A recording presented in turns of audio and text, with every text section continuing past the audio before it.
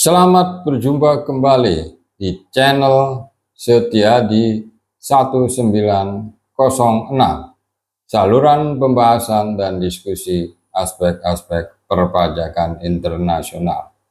Pada pertemuan kali ini kita akan membahas cara menghitung tarif pajak efektif dalam kaitannya dengan keberadaan beda permanen atau beda tetap. Bapak Ibu sekalian, contoh daripada beda permanen atau beda tetap dalam aspek perpajakan internasional misalnya adalah tax allowance, keringanan pajak yang akan memberikan keringanan pajak kepada entitas konstituen. Perbedaan permanen itu menunjukkan bahwa salah satu metode pencatatan, penghitungan, atau pembebanan dari suatu akun penghasilan atau biaya diakui, dicatat, diperhitungkan oleh salah satu metode, tapi tidak diakui atau tidak dicatat dengan metode lain. Contohnya, misalnya yang terkenal di Indonesia itu penyusutan mobil sedan untuk para direksi itu boleh dicatat sesuai prinsip akuntansi, tetapi berdasarkan undang-undang PPh kita, penyusutan yang demikian tidak boleh diperhitungkan untuk menentukan laba rugi perusahaan. Jadi itulah yang dinamakan beda permanen.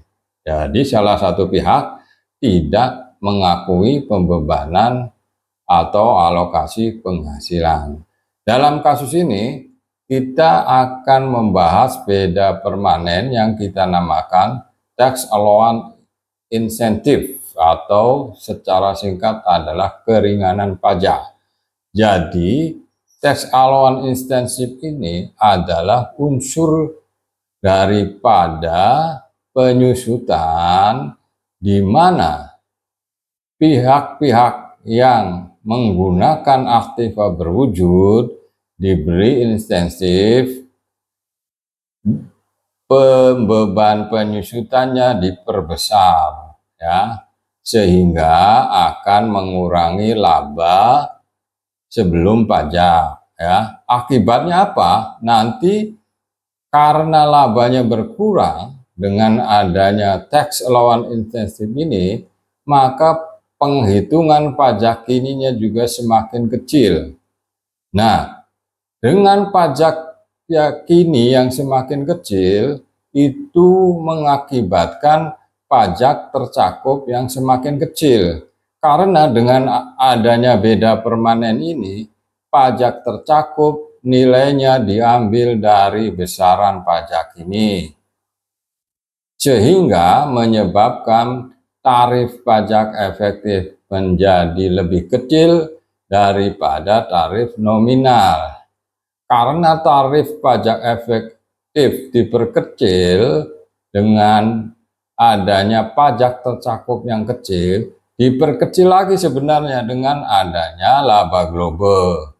Karena laba global nanti hasilnya akan lebih besar daripada laba setelah pajak. Karena laba global tidak mengakui pembebanan biaya, otomatis menghasilkan laba global yang lebih besar.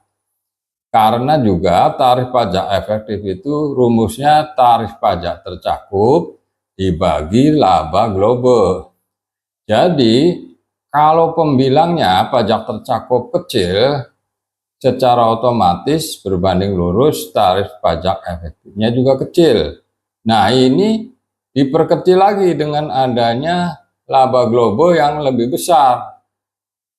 Karena laba global itu penjebut dan menjadi lebih besar, tentunya tarif pajak efektifnya menjadi lebih kecil lagi. Sebagai contoh pada pembahasan ini, nanti pada pembahasan yang detail kita akan melihat bahwa tarif pajak efektif itu akan menjadi lebih kecil daripada tarif nominal.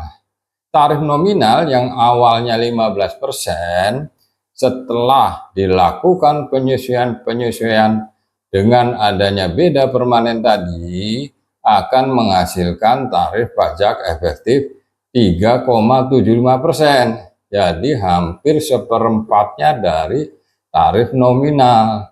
Itulah akibat dari adanya perbedaan permanen yang oleh pajak diakui sebagai pengurang laba, tapi oleh global rule tidak diakui sebagai unsur untuk menghitung pajak tambahan. Ya, demikian mungkin sebagai pengantar. Untuk lebih detail lagi, mari kita ikuti penjelasan berikut ini.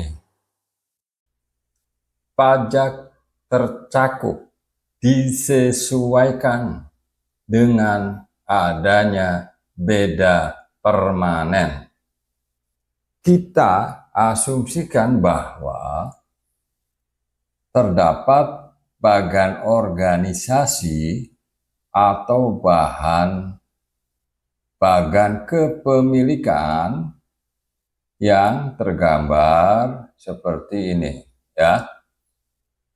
Di negara R ada suatu entitas induk utama namanya R Corporation memiliki 100% kepemilikan atas S Corporation yang berlokasi di negara S. Negara R menerapkan tarif nominal 20% dan menerapkan IIR, Income Inclusion Rules. Negara S menerapkan tarif nominal 15% dan tidak menerapkan DMTT. Negara S, di mana S berlokasi, S Corporation, kemudian S Corporation ini melakukan pembelian harta berwujud 1.000 euro. Ya, atas pembelian ini, negara S memberikan tax allowance incentive sebesar 30% dari nilai pembelian harta selama jangka waktu 5 tahun, ya. Dan jangka waktu penyusutan akuntansinya juga 5 tahun. Atas data-data tersebut, maka dapat dijelaskan sebagai berikut. Negara R menerapkan IIR, maka pajak tambahan dari S Corporation ini akan dialokasikan kepada ERCO, ya. Karena menerapkan IIR, maka pajak tambahan yang dihitung dari ESCO akan dialokasikan kepada ERCO. Dengan persentase kepemilikan 100% dari ERCO atas ESCO, berarti rasio inklusi adalah 1. Sehingga alokasi pajak tambahan dari ESCO sepenuhnya dibebankan kepada ERCO. Jadi, arti kepemilikan 100% atas ESCO ini berarti nanti pajak tambahan atas ESCO dibebankan seluruhnya dengan rasio inklusi 1 karena kepemilikannya 100%. Dengan negara S tidak menerapkan DMTT, maka pajak tambahan dari ESCO tidak dibebankan kepada ESCO itu sendiri. Nah, ini otomatis karena ini menerapkan IIR, maka dia tidak menerapkan DMTT. Karena kalau dia menerapkan DMTT, pajak tambahan akan dialokasikan kepada dirinya sendiri. Dengan negara S memberikan tax allowance insentif sebesar 30% dari nilai pembelian harta, berarti tax allowance yang diberikan adalah 30% dari 1.000 euro atau 300 euro untuk setiap tahunnya selama jangka waktu 5 tahun. Selanjutnya, diasumsikan bahwa besaran-besaran penghasilan biaya dan data-data keuangan lainnya adalah sebagaimana tersebut dalam tabel berikut. Nah, ini tabelnya ya. Ini nanti akan ada penjelasan-penjelasannya ya. Penjelasan untuk baris 1, 2, 3. Nah, ini ya, baris 1, 2, 3 yang terdiri dari akun penghasilan, biaya, dan laba. Baris 1, 2, dan 3, penghitungan untuk tujuan akuntansi maupun penghitungan untuk tujuan pajak menghasilkan besaran akun yang sama karena menerapkan prinsip perhitungan yang sama. Baris keempat dan kelima. Baris keempat dan kelima berarti besaran akun tax allowance dan laba setelah tax allowance. Baris 4 dan 5, penghitungan untuk tujuan pajak berbeda dengan penghitungan untuk tujuan akuntansi karena adanya akun yang menampung tax allowance insentif yang dicatat pada perhitungan atau penghitungan untuk tujuan pajak dan tidak dicatat pada penghitungan untuk tujuan akuntansi. Ini implikasi daripada adanya tax allowance ya, yang sebenarnya ini merupakan beda permanen. Karena cirinya beda permanen itu salah satunya adalah salah satu pihak tidak mengakui, satu pihak mengakui. Baris ke-6 berarti ini ya, tarif nominal adalah besaran tarif nominal yang berlaku sesuai ketentuan perpajakan di negara S. Nah, ini tarif nominal. Tentunya entitas konstituen harus mengikuti perhitungan dengan tarif nominal untuk pajak tercakup atau pajak domestiknya. Baris 7, pajak kini adalah besaran pajak kini yang akan diterapkan untuk menentukan besaran tarif pajak efektif yang didapat dari besaran akun baris 5 ya, didapat dari akun baris 5 ini ya. Laba setelah tax allowance dikalikan besaran tarif nominal ya. Jadi laba tax allowance ini baris 5 tuh ini maksudnya ya. Ya. Laba tax allowance ini yang didapat dari perhitungan untuk tujuan pajak didapat dari pengurangan atas laba ya kan, laba dikurangi tax allowance-nya. Maka menghasilkan laba setelah tax allowance dikalikan dengan tarifnya, maka akan menghasilkan pajak kini ya. Nah, pajak kini ini nanti akan dipakai untuk menghitung tarif pajak efektif. Baris 8 ini ya, laba global ya, adalah besaran laba global yang akan ditetapkan untuk menentukan besaran tarif pajak efektif yang didapat dari besaran laba akun baris 3. Jadi nanti laba yang digunakan adalah laba ini untuk menentukan besaran tarif pajak efektif, bukan laba ini setelah tax allowance ya. Karena ini beda permanen oleh global rules tidak diakui, maka laba yang menentukan nanti adalah laba dengan tidak memperhitungkan tax allowance. Penghitungan untuk tujuan akuntansi tidak memperhitungkan atau mencatat atau mengakui adanya tax allowance insentif, atau dengan kata lain tax allowance insentif adalah merupakan akun beda permanen ya. Ini beda permanen nih. Ciri beda permanen sudah disebutkan kan, salah satu pihak mengakui, pihak lain tidak mengakui. Pihak di sini maksudnya prinsip penerapan penghitungan ya. Baris 9 tarif pajak efektif adalah didapat dari besaran akun baris 7 dibagi dengan besaran akun baris 8. Jadi baris 7 dibagi dengan baris 8 ya. Ini ya, pajak ini dibagi laba global versi global rule.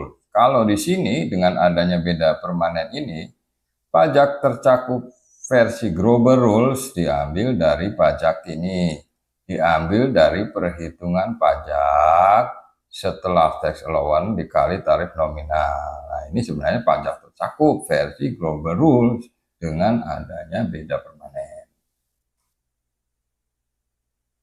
Besaran pajak tercakup yang dipakai untuk menentukan besaran tarif pajak efektif adalah sama dengan besaran pajak ini yang dihitung dengan prinsip penghitungan untuk tujuan pajak dan menghasilkan besaran pajak efektif 3,75% yang lebih kecil dari besaran tarif nominal ya.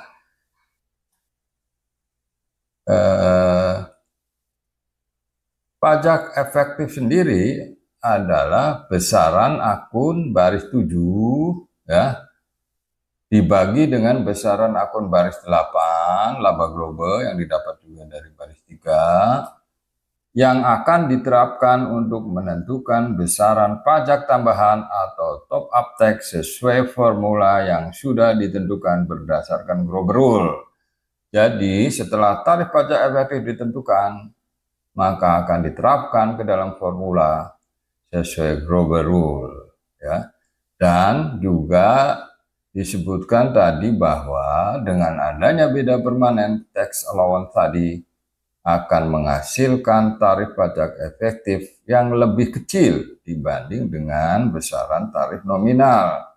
Hal ini berbeda dengan contoh kita sebelumnya, di mana tarif pajak efektif perhitungannya dengan memperhitungkan keadaan atau keberadaan beda temporer. Kalau beda temporer akan menghasilkan tarif pajak efektif sama dengan tarif nominal. Tetapi dengan adanya beda permanen untuk kasus ini yang akunnya adalah tax allowance incentive akan menghasilkan tarif pajak efektif yang lebih kecil dari tarif nominal. Demikian penjelasan kali ini. Terima kasih atas partisipasinya. Sampai jumpa di pertemuan berikutnya.